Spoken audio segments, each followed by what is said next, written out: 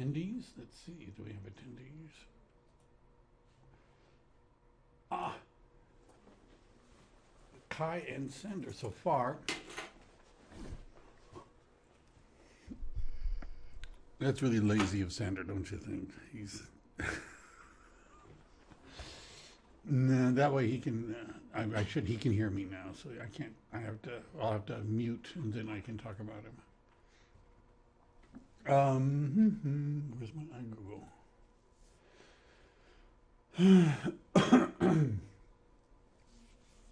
All right. See, this is at least better than last week, where I had to. You said earlier that you didn't have any. And no, it is. It doesn't bother me. I'm used to talking to myself. Anyhow, I hear that that's not a problem as long as you don't talk back. When you answer the question. It's when you answer the question. I usually wait for the voices to tell me what the answers are. For those of you that are on the line, that's Kai and Sander. If you know how to do this, in the top right of your screen, there should be a control panel that's either open or closed. There's a little arrow that allows you to open or close it. One of the bottom things is a hand which you can raise. And if you can hear me and you can find the hand raise, why don't you raise your hand just so I know that you're not sleeping? Santa raised his hand, even though, notice what it says, not attentive. Santa and Kai raised his hand. Great, thank you very much. You're alive. You can ask questions. You can type them in. You could even, you can type them in if you have questions. All right. The idea behind this is we're talking about websites, and there are different levels of websites that one could have. First of all, you need to have one. As we progress, the Century 21 system provides a free template website that doesn't look very good and it has some other limitations. That's my opinion. I don't think it particularly looks all that good, but it has the Century 21 colors and it has some of the branding and things like that. Then as one progresses, the next level would be something on the lines of a Blogger or Blogspot website. And they look better, and they're also free. There are progressions above this. The next level is something called WordPress, which I'm probably not going to talk about because it just confuses some people. But if anybody's interested in working on one, I'd be happy to help them. But we're going to start with Blogger. And what I've done, this is what you're seeing on the screen is my iGoogle page, which is a good thing to have if you're using Gmail or Google. You can add stuff. Notice I've added this stuff over here. I have calendars. I have other things, and this helps me find things quickly.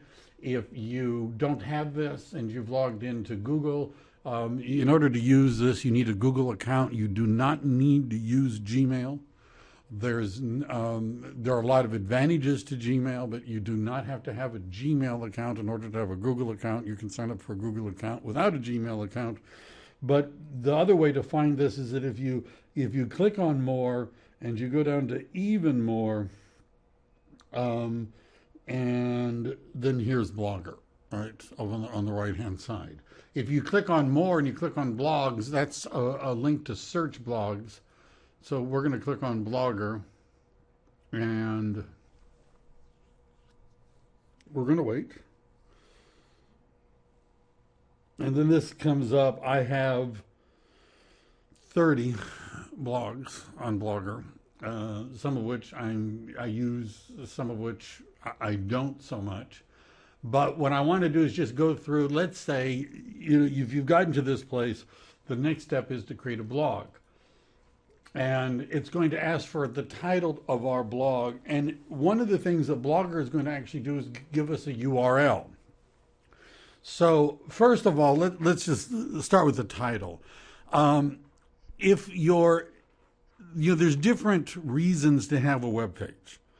Part of a web page, it can be your online resume. It can be a place where you can showcase your knowledge, your experience, your strengths in real estate. You could have articles about the real estate market. You can talk about the real estate market. You could share personal stories with clients and tips and things like that. So it creates a resume. Another aspect of the website is to capture leads. The two most typical ways to capture leads are buyers who want to search for properties or sellers who want to know what their house is worth. And we'll go through how to add those. My suggestion is, if you're a member of the Board of Realtors and a member of the Multiple Listing Service, and you are even a little bit serious about having a website that captures leads, what you want to do is they have a $10 a month IDX search program. And what it gives you, if you sign up for it, is basically a page that has a header across the top and a footer at the bottom. If you want to know what this is going to look like, if you log into Matrix and you create, searches and things like that in Matrix, it creates a header page for Matrix. That's what this $10 a month IDX search looks like. So it would have across the top, you could have your picture, your name, your phone number, your email address, your web page.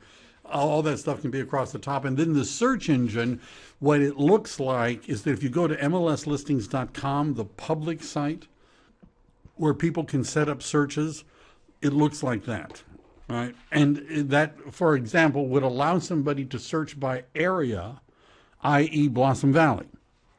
All right. They could search by zip code 95123, which is Blossom Valley, but not all of Blossom Valley. Right. So people could say, I want Cambrian. Right. Cambrian, Blossom Valley are some of the areas that are multiple zip codes. Right. And so people can search by area, they can search by city, they could search by zip code, they can, and they'll get automatic emails and things like that. $10 a month. That's the best deal that you can find to get started. If you do this, what you're one of the things, as I mentioned, I'll mention it again in case if you're doing this and you have trouble, I'm willing to help you. And one of the things that I'm willing to do is to expedite this, if you go to crossloop.com, I'm assuming, let's say at some point you would like me to help you with something involving your computer. If you go to crossloop.com and you register and download, what this will do is it'll generate a code that you can either read to me on the phone or email to me, which will allow me through my CrossLoop account to access your computer so that we can talk to each other. Speakerphones are good, right? That's how I use it, to turn on the speakerphone. And then I can see what's on your screen and I can help you do some of the stuff, right? There's no reason. And in fact, for me, because I'm around different places, all we need is an appointment time, a day and a time. Pardon? Free. I don't mention things that, if it costs you, I tell you, right? $10 a month for the IDX. But this is free. If you're doing this often, you have to pay. But what you want to do, look at here, cross loop free, right? Share your screen. We're probably not doing this that much. I have some other ways of doing it, but this one works really good. And I've already helped agents because you don't have to bring me your computer. We don't have to sit next to each other. Does it function, or it just is you trial free? It's fully functional. It works just fine. I've done it. It works just fine. Trust me. About the time, how many times you can use? I don't know. I have other ways of doing it. There are. This is just the simplest, easiest way to do it. But there's another way I can do it called there's other ways of doing it. But when we reach the point that we've run out of time, we can talk about that. I'm saying this because what may happen as you're doing these websites is you may run across some things that are confusing, difficult, frustrating, and all of that. And rather than every once in a while an agent will say something to me like, I spent 3 hours working on this. Now, in real estate agent translation, that means 30 minutes. Isn't that what that means? Right? Yeah, that's what it means. When somebody tells me they spent 3 hours, it means they probably spent maybe they did. But before you get confused, if you're starting to get frustrated, right? If you're really getting frustrated and it doesn't seem to work, instead of just beating your head against the monitor, set up a time to talk to me, right? Because repetition, I've done it too many times, and I'll make it work. And the reason why I'm saying this is because when we go into the blogger thing, there may be some things that you're going to need help with, right? And this is just the easiest way to do it. Let me go back to blogger. All right, so the blog title is something that we have to come up with. It doesn't have to be what our URL is, and I'll talk about URLs in a second, but you need a title. It could have your name. It could be, this doesn't have to be unique. So San Jose Homes, right? If I could do that. Now, when I hit tab, now it asks me for a blogspot.com URL. One of the advantages that Blogger will do for those who are really thrifty is it'll give you a URL. And this does have to be unique. If somebody else has picked it, there can't be two of them. There's a lot of people that have used Blogger. So a lot of things have been picked, right? So if I were to say, well, I want San Jose Homes, and if I click on check availability, it's not available, right? I didn't expect it to be. If I said Homes, if I add 2011, it's now available, all right? And if you give me $5, I won't take it. All right. Anyhow, so but if you get the idea, you have to. Now, I could use this on a business card, right? It's a little tacky. Right? San Jose Homes 2011.blogspot.com. But I'm just going to, in case somebody really wants that one, I don't really want it. How about, which ones haven't I used?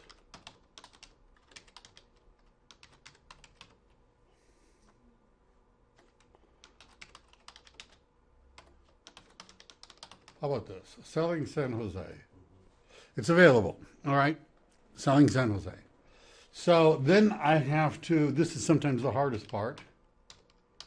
I have to prove I'm a somewhat of a human being. Now, let me just say something about URLs. Because this is the Century 21, one of the differences between the Century 21 free website and the Blogger system, the Century 21 website gives you a subdomain URL, which is impossible to remember or to communicate to anyone else. Right? It's a string of numbers, and it's just impossible. Right? You can't put it on a business card. It looks awful. This is a little bit better, right? Selling San Jose.blogspot.com. But if I were to go to GoDaddy or Namecheap, which I like Namecheap, but any of those, they will sell me a domain. And that domain can be then pointed to this. So I have 24sanjose.com. I own that domain. I also own 24sanjose.blogspot.com. 24sanjose.com points to 24sanjose.blogspot.com. All right, it points right to it. So when somebody, it goes there. When somebody, it's called a redirect. When somebody puts in that URL, it takes them to this. All right. So if you're, I remember I said I was going to point out anything that costs money. Right. If you buy a domain, it should cost you less than $10 a year. Right? If it costs more than $10 a year, go to namecheap.com. Namecheap. Here, let me do it. If we go to, I don't want to do that one. I don't want to do that one. Where do I want to do? How about this one? I'll just do this. Namecheap. namecheap.com. And what you do is you enter here domains. It doesn't matter about the upper and lower cases. I just put it in and I hit enter, and it says it's not available. All right. So I might have to do this a few times until I find one that is available. Now it's going to show me that sellingsanjose.co is available. .me is, I have no idea what that is. .net, .org, it tells me but sellingsanjose.com is not available. So if I keep doing this, eventually I'm going to find something that is available. And one other thing that I would do is, notice I said Namecheap coupon. And I clicked on this, and they give you coupon codes. And this one is, it gives you a who is guard coupon code, $1 off your domain if you transfer. If you look, 10% off we don't want that. Sometimes there's a good one, sometimes there's not, but you can occasionally save an extra $1, right? I actually registered one for $4.99 because I had a coupon for a year. All right, but the idea is that if you want to do it cheap, we're talking under $10 a year, right? And then you have a domain. So, all right, whenever somebody starts to talk to me about, they say, I want a website, I want help with my website, this is the first thing I have to talk to them about, right? You're going to need a domain. Now, we could use sellingsanjose.blogspot.com, but for $10, I would try your name first to see if it's available or something of it.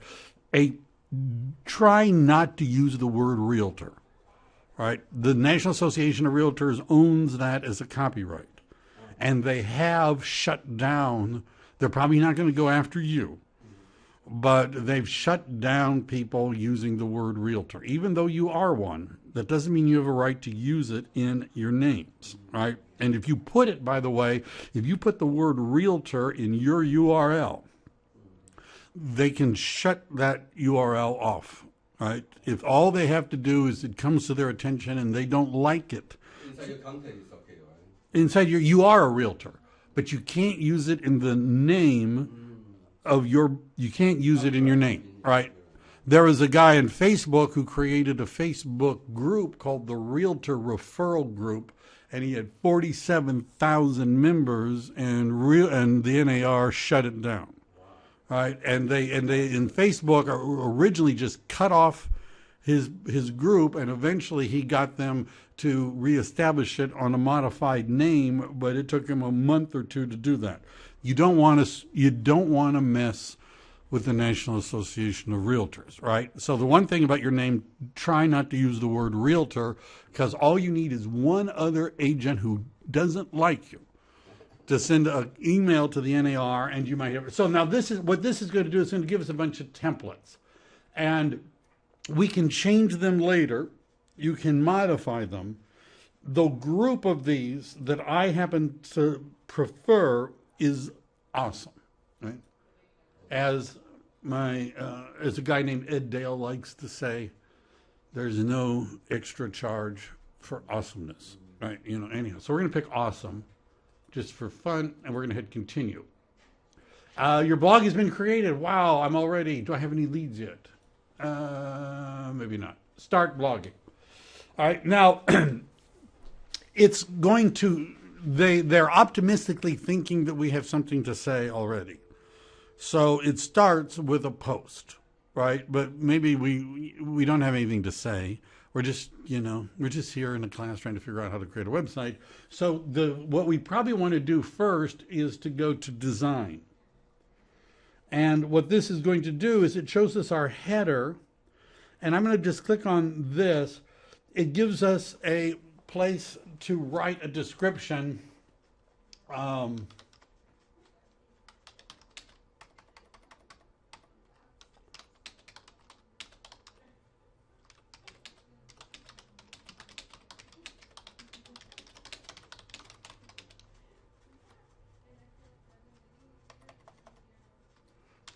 Why not? I'm not going to.